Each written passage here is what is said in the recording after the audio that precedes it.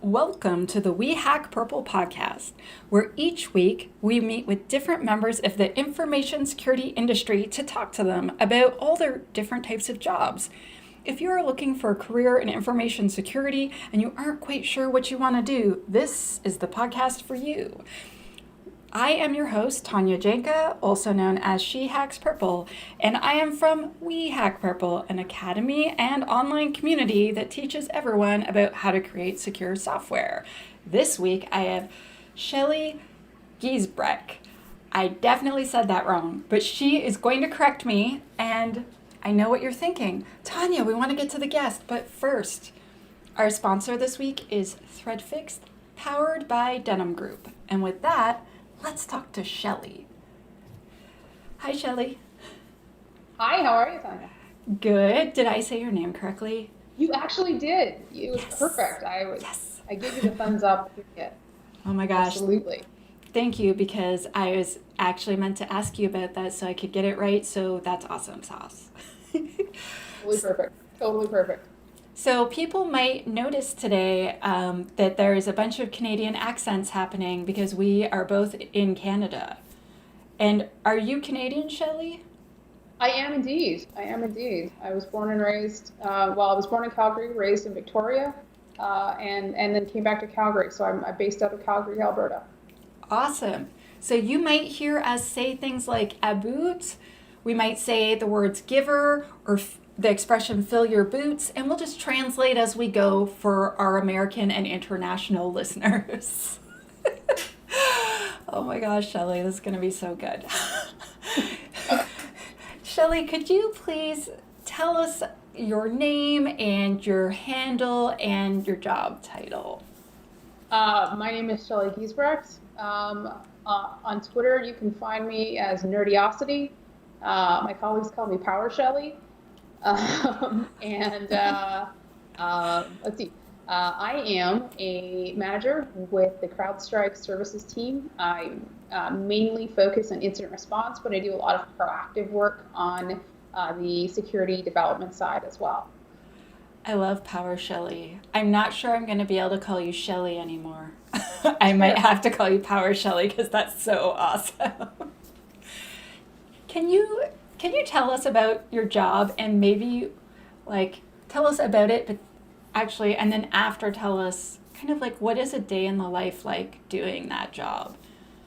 Yeah, absolutely. So most of my work is reactive incident response, and what that means is we get a phone call from an organization or perhaps the lawyers that represent them to say they've had some sort of incident, cyber incident in their environment, whether that be hackers, if you will, whether they've been breached or they've had a malware incident. And there's lots of good hackers, by the way, not a bad word. And so they've been breached in some way. And so I like to say that we meet people on the worst day of their business lives. Um, Yeah. and so my job as a manager is I help the customer scope the incident and understand what we can do best for them. How do we get them from where they are on their worst business day to back to business as usual, or usually better, really, because business as usual what got them into the issue to start with. So we want to get them somewhere better than where they were before.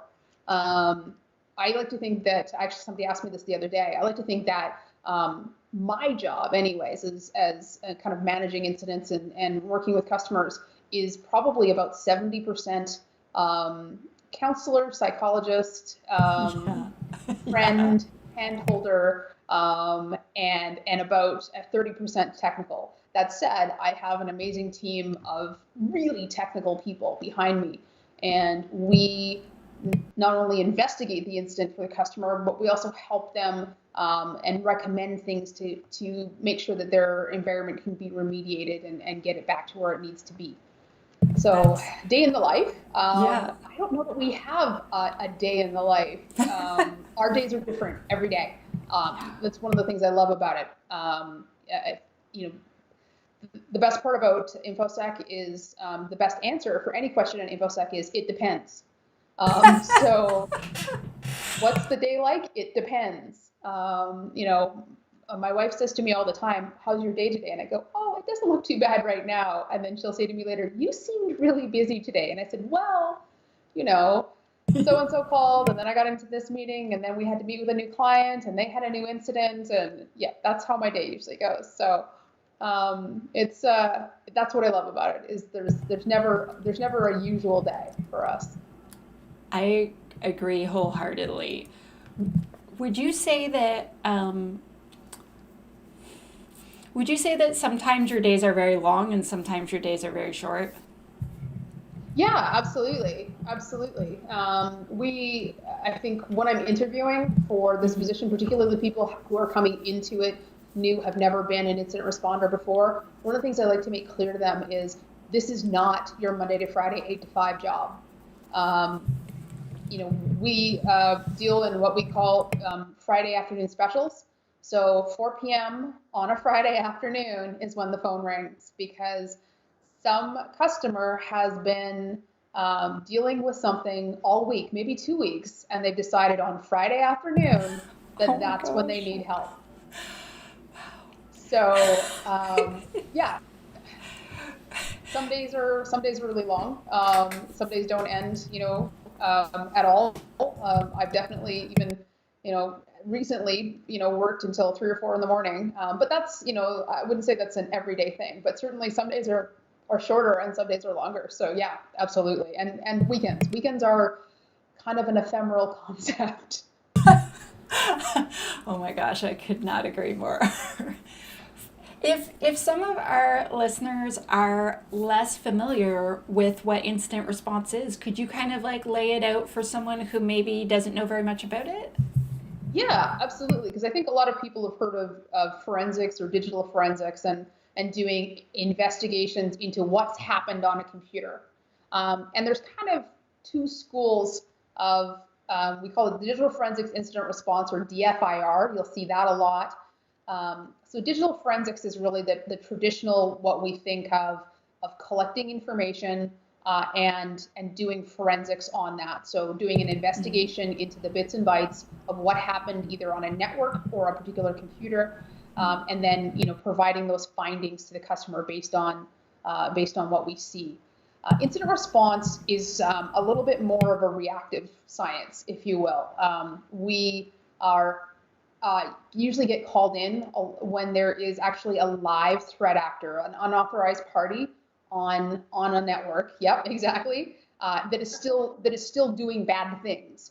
And so part of our job is to help the customer figure out where that's happening, and contain it, stop that bleeding, and make sure that there's no more money leaving the environment, that their data is no longer leaving the environment. That's a big one these days, obviously, with ransomware. Yeah. We're seeing a lot of data exfiltration happening, data leaving the environment, being stolen, damaged, etc. So we have that piece where we help them contain it.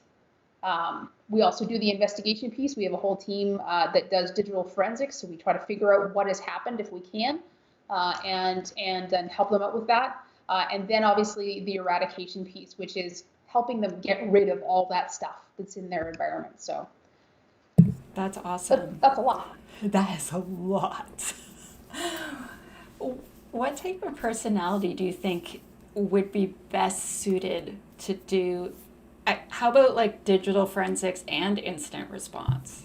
Because Yeah, I think for me, like when I'm hiring, for instance, and I think myself is an absolute sense of curiosity. That's kind of where the nerdiosity name came from, which is a passion for all things and curiosity for all things nerdy.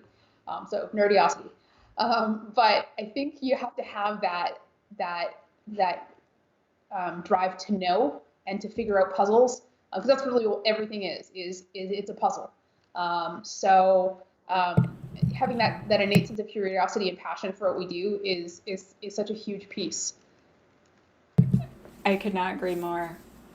Would you also say that to do incident management, perhaps you would need leadership or the ability to be cool when everything around you is on fire? Yes, absolutely, and that's definitely a learned skill. I mean, honestly, it is.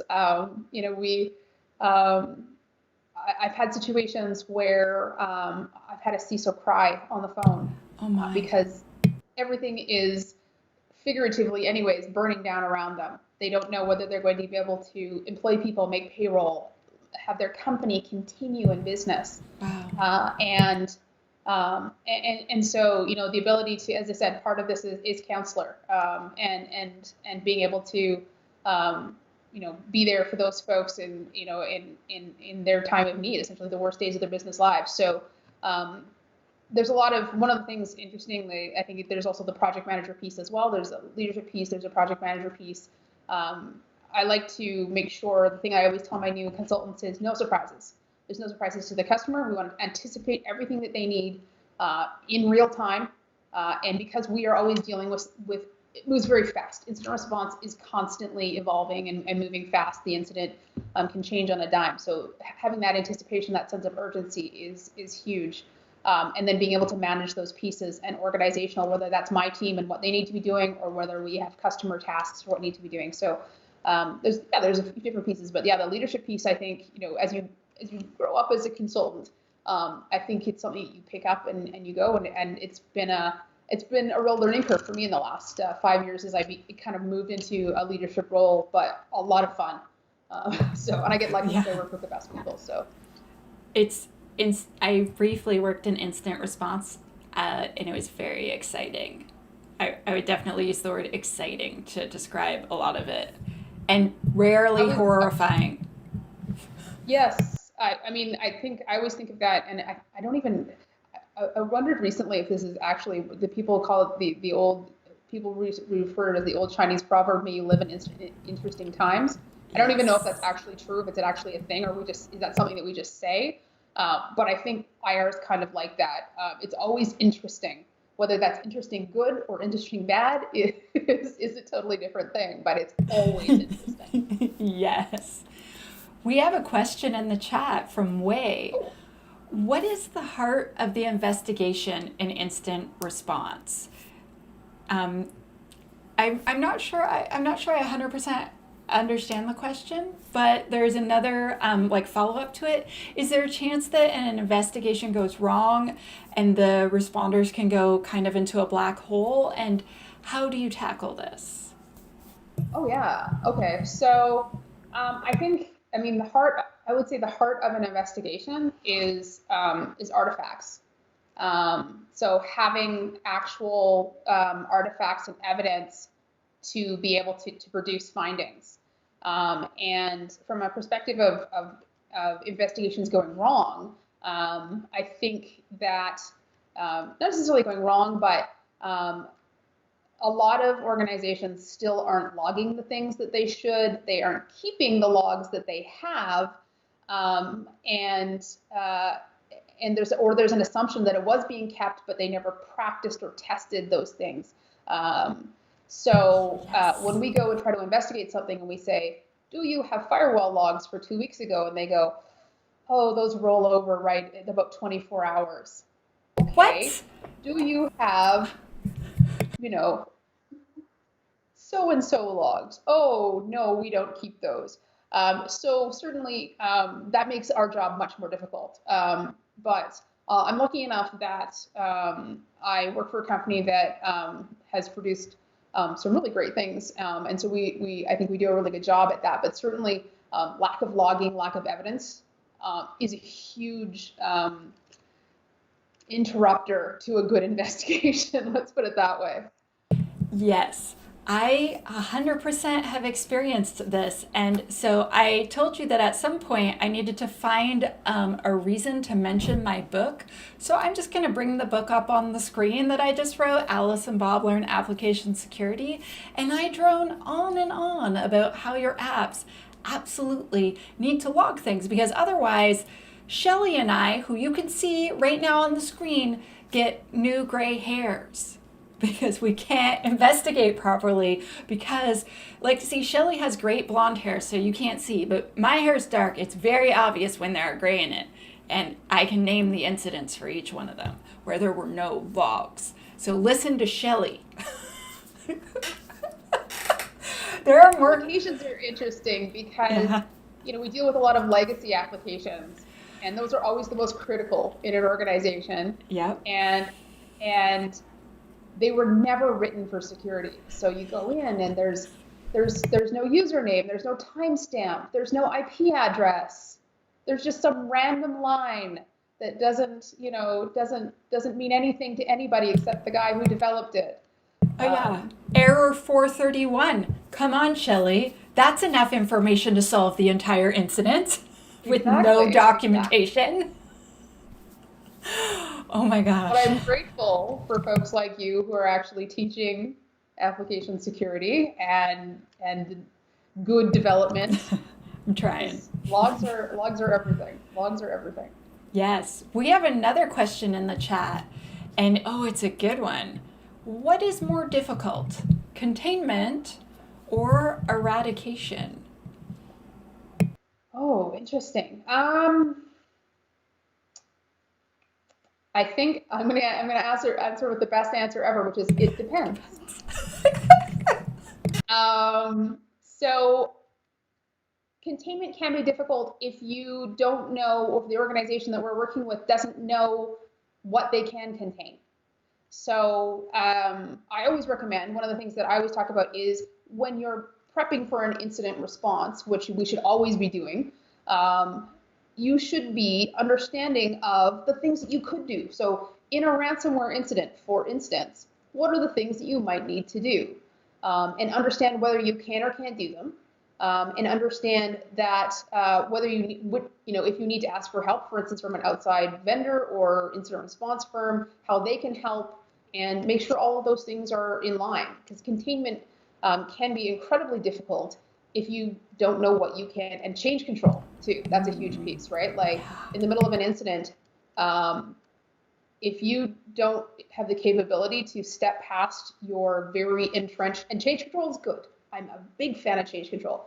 But if in the middle of an emergency, you can't take a 10-second downtime to do one thing, you haven't built your change management process properly. So there's a lot of things. Whereas eradication can be difficult if identification isn't done properly, I think, because if we don't know what we need to eradicate, then we start playing whack-a-mole with everything. So I think containment is probably, I'm going to say containment, but eradication can be difficult if the identification isn't done properly as well.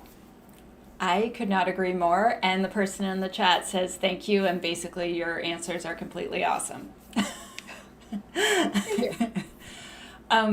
I want to encourage anyone that is listening right now to write an awesome review and or subscribe to our podcast. And if you are watching this on YouTube, please click that really nice yellow thumbs up button. It lets me and Shelly know that that you like this episode, that we are quite funny. Also, that you just think incident response is cool. Because quite frankly, when you're choosing topics for a podcast, I choose what I think is awesome. And I'm like, ooh, I want to talk to Shelly and I want to talk about incident response. This is excellent. But it's nice to know when other people also think it's a good topic. I have, as you might have guessed, like dozens more questions. So first of all, what types of aptitudes do you think a person could need in order to be awesome at incident response and or investigation? So like you can say incident management, response, investigation, however you want to blend that, but like attention to detail, hyper focus, like what types of things do you think make someone good? Yeah, I think I will tell you that I think almost everybody that I work with is a little bit ADHD. We move very quickly. Our minds move very quickly. But I think obviously there's a technical aptitude, and I don't say technical skill, technical aptitude, and also the ability to learn quickly. Just like anything else in the technical world, what we do moves very quickly. We have new artifacts, new attacks, and so we move very quickly into how to contain those and deal with those. I think. Again, that innate curiosity, passion for learning is a huge thing. Active active listening. We do a lot of listening to what our customers are saying. I started out, my first job in tech was on a help desk. And this is back a little farther than I'd like to admit. And we didn't have remote control software when I first started. We had the telephone and what the clients told us. And we had to tell them to click on something and type in something. Wow. And so I consider that one of my best learning experiences, because I learned how to listen to what the customer was saying, interpret what they were saying, and then actually give them the answers that they needed. Because not everybody's technical, and that's okay. One of my first jobs, my second job, I guess, in tech was with WestJet Airlines. I was a help desk. I actually started my first security job there as well, but I started out as a help desk person at WestJet Airlines. And I had a pilot call in one day, and he said, "I forgot my password again. I'm so terrible at this. I'm so computer illiterate. I just need help every time." And pilots only used their passwords every so often. They didn't need to log in all the time. They weren't at a computer all the time, obviously. And so, they only use their computers or their logins every maybe a month or so. So this poor gentleman I'm so computer literate, and he's so down on himself on the call. And I said, "Here's the thing. I can't fly a 737. So I am flight illiterate. You do what you do. I'll do what I do." And I think that's an important thing as well is, we go into customers all the time that are having a really bad day. And it's easy to go in there and be condescending about the level of security that they have, the budget that they have, all of the things that they aren't doing properly. But at the end of the day, again, we're meeting these people on their worst business day of their lives. And so going in there sort of humble, no ego, and that we're there to help. I think like any other customer service, which, I absolutely believe I am, having the ability to empathize and to really go in there with the desire to help is a huge piece. Oh my gosh. I can imagine. Someone's giving me feedback that my mic is very sensitive and the muting and unmuting is really unpleasant. Sorry, I'll stop doing that then. I've been told that my typing is loud too, but I'm going to give it my best shot. Thank you for the feedback, Yadi. If every single person in tech could adopt that attitude, Shelly, wouldn't life be fantastic? It would be. Not only to the customers, but also to each other. Yes. There's a lot of gatekeeping that goes on. Yeah. And I think we learn from everybody. I think I was telling you just before we started, I was really honored to be asked to lead the intern program at my job this year for the 2021 intern class. And we have these great interns that come in every year, and then a lot of them turn into our associate consultants. We hire them on, and those guys are so smart. They're coming out of university. They've got, again, that passion, that drive, that curiosity. And I learned something from those guys, nearly every day. And I think that's really the way to look at, for me, the way to look at life is there's always something to learn from somebody, whatever level that they are. So. I could not agree more. Shelly. I wanted to mention two things before I go to more awesome questions in the chat. So, first of all, I want to mention or thank our sponsor, ThreadFix. They are the most stupendous vulnerability management system on this side of the galaxy. And we Hack Purple are really happy to have them as our podcast sponsor of many, many, many weeks now. I also wanted to mention B-Sides Calgary, which you happen to be a big part of. And I'm going to share the link on the screen underneath you, bsidescalgary.org. Do you want to tell us briefly, I know it's a bit off topic, but do you want to tell us briefly what is B-Sides and anything cool about B-Sides Calgary? Yeah, B-Sides is a sort of grassroots community conferences. And they've been happening all over the world now. And in Canada, we've had them for a number of years. Some of the larger cities have had them for longer. Calgary's is 3 or 4 years old, I think. I want to say. I think we started in 2017, maybe, and I might be wrong on that. And it just happened actually. We just finished it about a month ago, and I spoke at that as well. What I love about the B-Sides format is anybody can submit and anybody should submit. It's a very welcoming. I've spoken at B-Sides Vancouver as well. Very, very welcoming conferences, great for first-time speakers particularly, and just a great way to build the InfoSec community within your own community. That's a huge thing. I think in Canada still we have a long way to go with building security maturity within organizations, and so helping build and grow relationships within our communities for that, for the security professionals, for the new folks trying to break in, et cetera, and on the students that come as well, is fantastic. I was able to actually make some contacts at the University of Calgary in their InfoSec club, and so I'm hoping to keep that relationship up as well, so that I can hopefully eventually get some interns from the Canadian side coming into our practice at my work. Awesome. I might end up sending you people, because people are constantly asking me if I need interns at We Hack Purple, and I explain to them, yes, but more like digital marketing and like web design and just the things that a regular startup needs. And they're like, don't you need an AppSec person? I'm like, we sort of have someone that pretty much is pretty good at AppSec. Yeah, and she handles that. So we need someone that's good at all the things that she's bad at. Do you know marketing? We have some questions in the chat, but then I'm like torn about asking you more about B-Sides.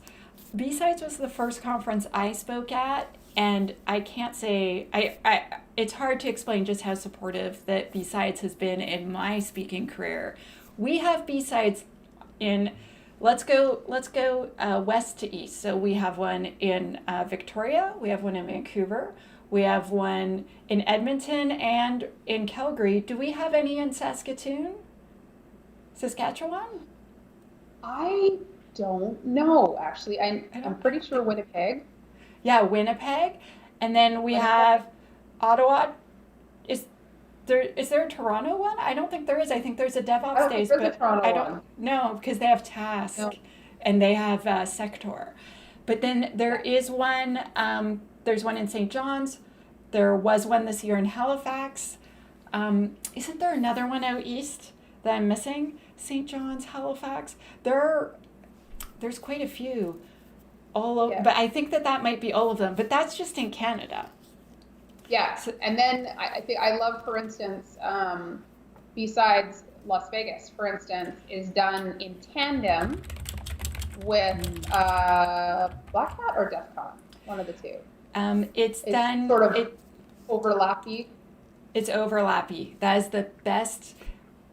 Yeah, it's basically like during the same time as Black Hat. So the idea is that it offsets, so people that can't afford to go to Black Hat, i.e. me and you and most of the people I've ever met, especially because of the Canadian dollar versus the American dollar. Yes.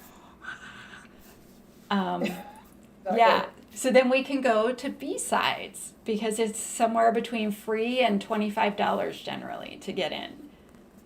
One of my team, who is in Montreal, is one of the organizers for B-Sides Las Vegas. Cool. So from Montreal, though, he goes down there every year, and except obviously this year, and helps organize the whole event. So it's not even just just the people in Las Vegas or just the people.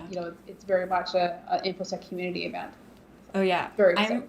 I'm on the B-Sides Vancouver Island board, and we have someone from the mainland on our board and someone on our board on the mainland. Vancouver and Victoria are very close. We do a lot of things. Same with the OWASP chapters, like their chapters always helping us, and the WOSEC chapters, etc. Okay, but now let's talk more about you. So there's some questions in the chat that I thought were really good. Most of them from Wei. Thank you, Wei. Okay, so when you're hiring an incident analyst level 1, what do you look for? Do you have certain certifications that you're looking for that are best or that you can recommend, or like what else could someone do to try to get noticed or hired as a level one? Yeah, okay. So for me, I love one that people have gone out and done a little bit of research. So when you come to an interview on incident response, please know what incident response is, at least at some level. There's lots of resources out there, and so things like the attack MITRE framework. I don't expect you to memorize it, but understanding that what it is fantastic. The Lucky Martin kill chain. And I'm just throwing some stuff out there, but having a basic understanding of what it is and what we do is a fantastic thing. I also love it when people have, base IT skills. And that's a personal bias, I will admit. I came out of help desk, so by the time I got into security, I had a good understanding of what normal looked like. What are normal protocols? What does a sort of normal operating on a computer look like? And so you're able to, if you know what normal looks like, you're able to see what abnormal. And my job is all about what the abnormal is, picking the abnormal out from that haystack. When they talk about a needle in a haystack, we're frequently picking out needles out of needle stacks, and you need to be able to pick out that one needle that is slightly different from the others, and that's by knowing what normal looks like. So, coming with a sort of a set of a base idea of what operating systems are, what a network is, are fantastic things to have. There's a lot of discussion around whether you should have certifications or not, and some people will tell you that certifications don't mean anything. I personally, so I have 8 SANS certifications. Whoa. SANS, yeah, I know. SANS is for those who don't know, is an organization that does specifically InfoSec, forensics, management, leadership training. And they've been a big part of me growing up as an analyst. So I'm very, very grateful to them as an organization. And what I will say is having 8 certifications doesn't make me better or worse than anybody else who's doing the same job. But what it's afforded me to do is to learn a lot. That said, training can cost money, and not everybody has that. And so I think that's an important thing to note. Mm-hmm. But I think there's a lot of resources out there that we can build on for free. I always recommend that people build their network. For instance, on social media. Social media can be not a great place, but it can also be a really great place to build your network, meet people, and get to know people in the industry. Research. I get a lot of some of my best and interesting research from reading articles that somebody's posted on Twitter, because sort of the latest and greatest gets posted. So most of probably 90% of the people I follow on Twitter are all in the industry. I mostly post about my puppies, so I'm sorry for any of my followers out there, but they are cute. So there it is. But yeah, I think I always say though with juniors coming in that I can teach you the technical skills. It's coming in with that drive and that passion, that curiosity to learn. And so I kind of gauge that with, if somebody shows up to the interview and I say, tell me what you know about incident response. And even if it's not technically correct, if they've gone out and they've learned something, and you can tell me a few different things, I feel like that's somebody that I can teach, that I can teach them the technical side, as long as they're willing to go out and put the work in. So that for me is probably the biggest thing. If I was going to say base certifications, I apologize. I'm going to keep talking. That's a Canadian thing, though. We apologize for everything. Certifications wise, from a forensics and incident response perspective, there are some great courses with SANS. With regards to, there's a basic forensics class, I think it's 300. That's a great place to start to learn why we do forensics. and what some of the Nice. artifacts are. One of the courses I took early on was from the Carnegie Mellon Software Institute, Mm-hmm. and it was an incident handling class, and it taught me how to manage an incident. That was really interesting as well. So Nice. there's a lot out there, and there's some free stuff as well. There's just a matter of finding, that first path, but that's lots. Yes. I actually just started following someone on Twitter called DFIR Diva, and she has been She's sharing, great. yeah, she's been sharing tons of free resources on forensics, and I'm like, you're a totally awesome lady. Yeah. Yeah, she's wicked. For people who are listening and who are wondering how to spell Shelly's handle, it's nerd, so NERD, and then it's IO. So nerdy as in nerd with an I at the end. So IOSITY. So there's no Y, like the, because I was thinking nerdy like NERDY, but so it's NERDIOCITY. Yes, Yes. spelling for the win.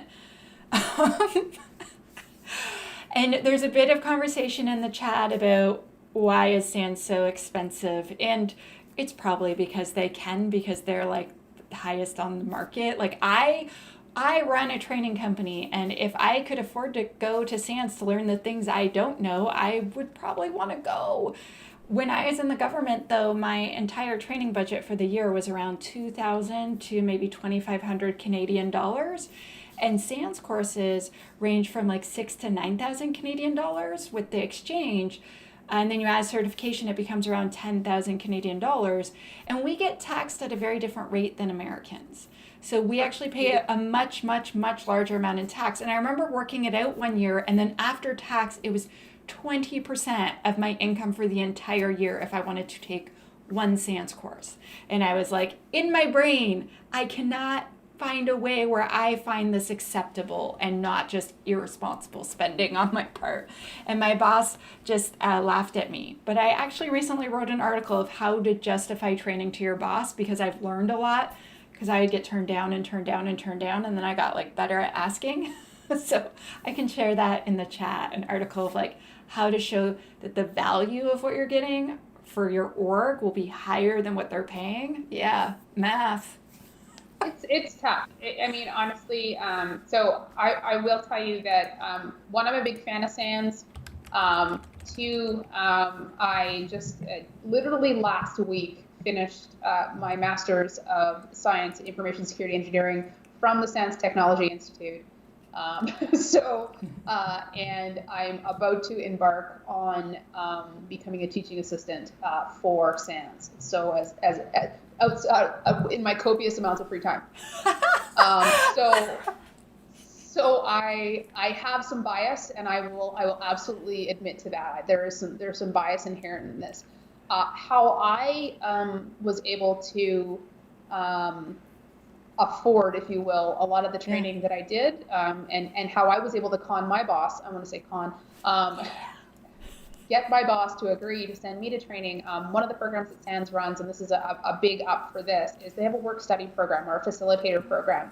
If you look on their website, it's there. And if you get accepted into the work study program, the tuition is a fraction of what it is full price.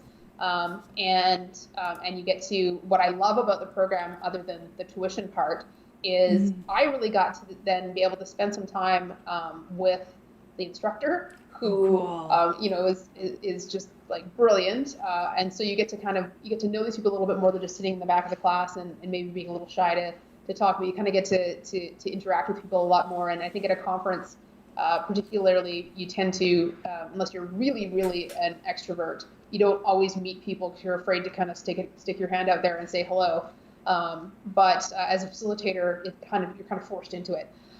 So that's a great way. I did that. I think I've facilitated 3 or 4 times, Cool. and that's a great way to say to your boss, I'm doing this for way less than it normally costs, and you should send me. So That's it's still awesome. tough. let's face it, especially in the times that we're in, getting budget for training is always the last thing. So Yeah. But really, I mean, people doing phishing and all sorts of other attacks have certainly upped their efforts. Unfortunately, they aren't out of work. But anyway, I'm not going to complain about heartless people doing ransomware attacks during COVID. Anyway, thumbs down on them. absolutely. There's another awesome question in the chat. All right. Way is on a roll. So Thank you, Wei. as you are as you are managing the team, what are the qualities of the best incident responders in your team? You mentioned active listener and attention to detail, but how do you quantify that? Or basically, how could someone try to be awesome at those things? I think those are really practice. So the other piece that is a really big one is being able to explain the technical to anyone. So we deal with very technical things, and the customers that we deal with, sometimes we're sitting on a call with the executive team, and they are not technical. Yeah. They know how to log into their computer. They don't know how that works. And so when you tell them things like, we found a persistence mechanism in a registry key that's used to blah, blah, blah, what they hear is wah, wah, wah, wah, wah. So my job is usually to translate that. So my particularly younger analysts are very technical, but don't always know how to translate that into customerese. So I throw my associates and my consultants in off the deep end and say, Ethan, would you like to explain what you found? And I actually make them do it, because there's no better way to learn how to actively listen, explain things to an executive, or even provide empathy, than practice it over and over again. So like any good thing in life, it requires practice. Yeah. So people who are listening, you can't see me nodding vigorously. And also when Shelly makes jokes, me trying to cover my mouth before I start laughing really loudly, because I usually mute myself when I get the giggles. But Shelly's been cracking me up with some of her answers, but not this one. This is very good. So I have another question. So when people are trying to decide, their career, for a lot of people, how much money you make is an important decision, or important deciding factor. So does incident response pay well? Is it, where would it rank on the scale of, software developer versus help desk versus executive? I think we get paid well. Part of that is, of course, we don't work a Monday to Friday 8 to 5 job. So I think part of our pay scale has to do with the fact that we work holidays and weekends and middle of the night. And so previous to CrowdStrike, I worked at Cisco. I managed the team there for 3.5 years with another lead. And I actually had one of my guys miss his son's kindergarten graduation because we had a customer that we needed him to be at. And I will tell you that I try to avoid that. If we can avoid and get somebody else to do or go, I will absolutely try to do that in every time. But sometimes that's what we do. And that's what we kind of sign up for. So I think part of our pay scale reflects that. So compared to, say, someone who is, doesn't have those constraints, is sort of a Monday to Friday, may have a similar skill set, but it's sort of Monday to Friday, 8 to 5. I think our pay scale reflects the fact that we, sort of have an unusual schedule. Yes. I recall my 37th birthday having 30 people in my living room while I was upstairs attempting to pass over management, an incident that I was managing. And I'd already been managing it 12 straight hours.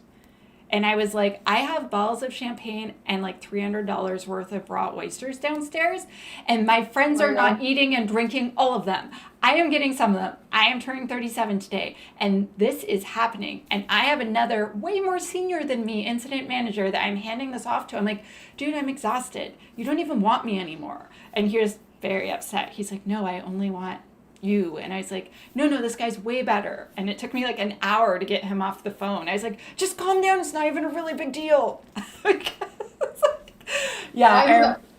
Probably my recent experience isn't as dramatic as that. That is. But I He was was, actually he was angry. Yeah. my wife and I brought a camping trailer this summer because we wanted to, obviously with the whole COVID situation, we haven't been able to travel the way we like. So we bought a travel trailer, and we were taking it out for our first weekend out in it. We were out in Canmore in the Canadian Rockies, Oh, nice. which isn't far from home for us. It's about an hour, but it's amazing. We were all set up, ready to get some dinner on, and I got a phone call.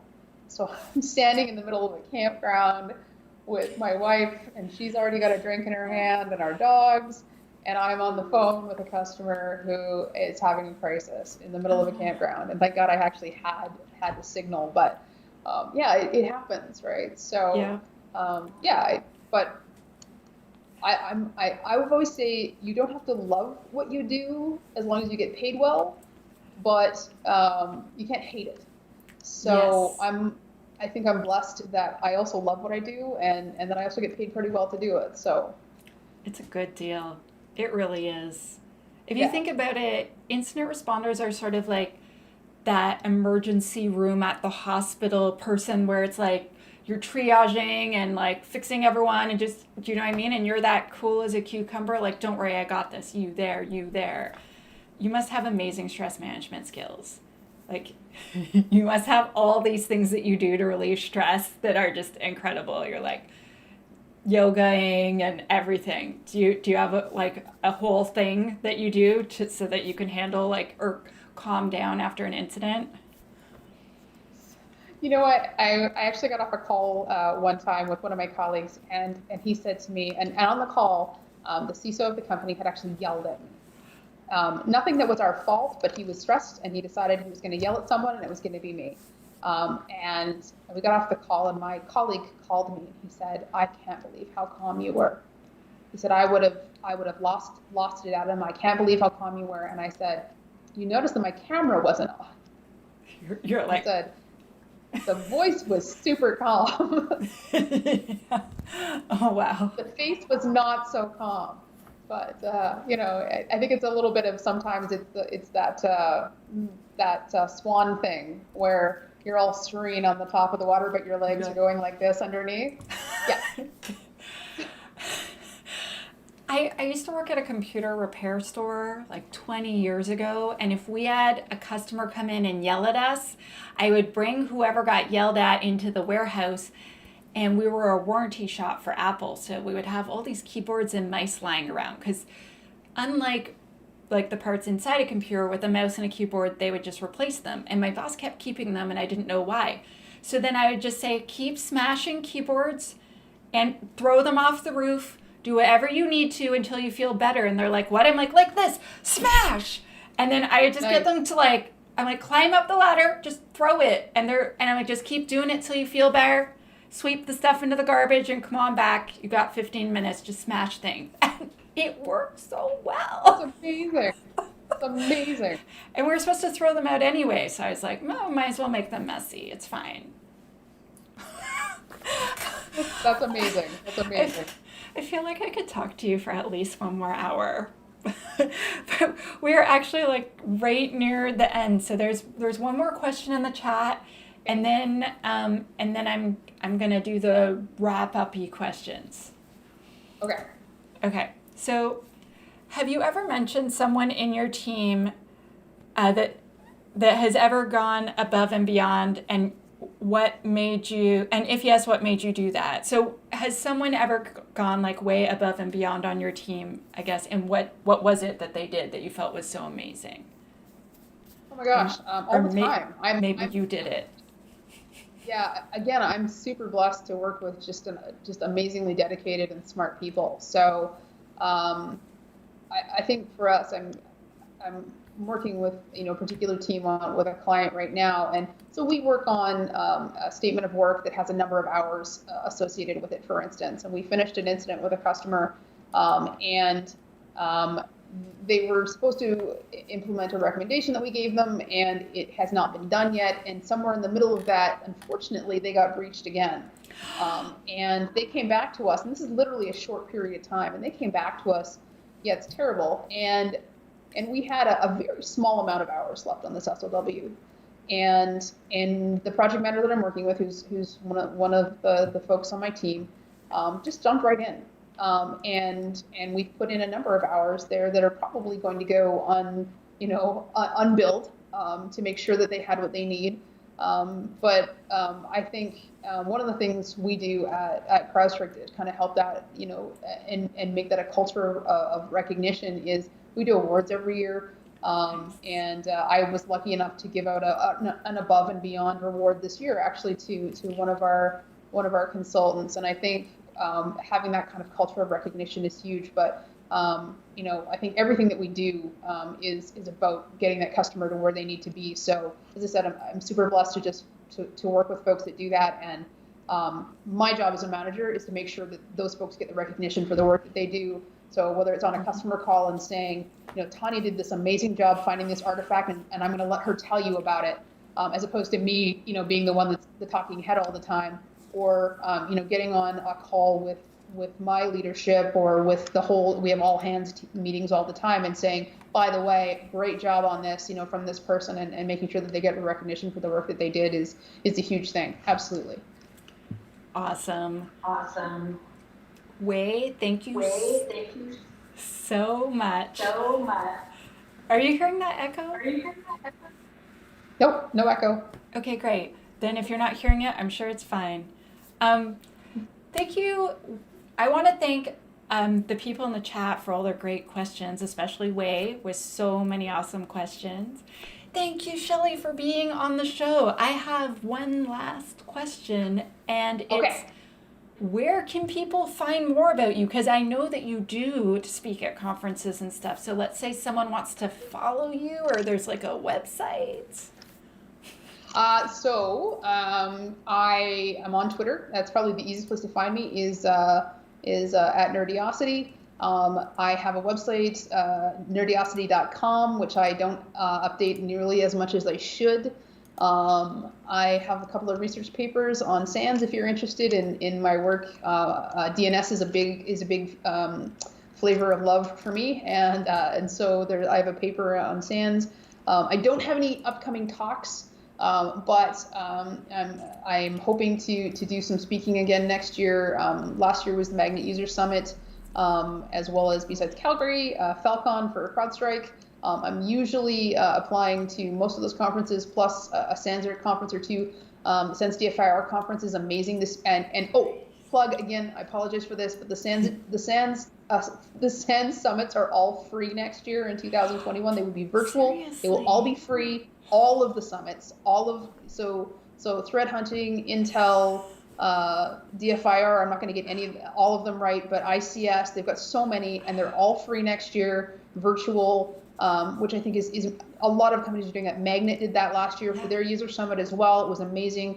And so look for those events. I think 2021 is going to be another year for a lot of virtual stuff. So I hope to be at some of those as well, at least virtually. So hopefully we'll see folks there. Cool. There is a question in the chat of, are you on LinkedIn? I am on LinkedIn, Shelly Giesbrecht, LinkedIn. So you see Awesome. the picture with the bow tie. I think I'm actually wearing the same shirt in that picture. Nice. I love the bow tie, by the way. I think it looks hot. Thank you. Especially, Thank I you. actually really like your whole look. Okay, so I'm going to stop complimenting you on your fashion, and thank you so much for being on the show, Shelly. You are the first person to talk about incident response, and especially talking about incident management. This is super duper helpful. Thank you very much for being on the show. Thank you for having me. It's been fantastic. Awesome. And with that, that was the We Hack Purple podcast. And I am still your host, Tanya Janca. And that was Shelly Giesbrecht. Damn it. I hope I got that right because she was such an amazing host. Her wealth of knowledge was, well, basically, I wanted to ask her questions for at least 4 more hours, but I know that's inappropriate and people don't like that.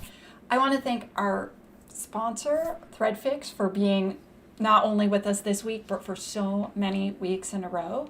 I want to let all of you know that tonight at midnight, basically, the last course in the Application Security Foundations program from We Hack Purple is coming out. Yes, that's right. As soon as this podcast is over, that is exactly what I am working on. And so the entire program, including the certification, is going to be ready and available as of tomorrow. So I hope that you go over to the We Hack Purple Academy and check that out.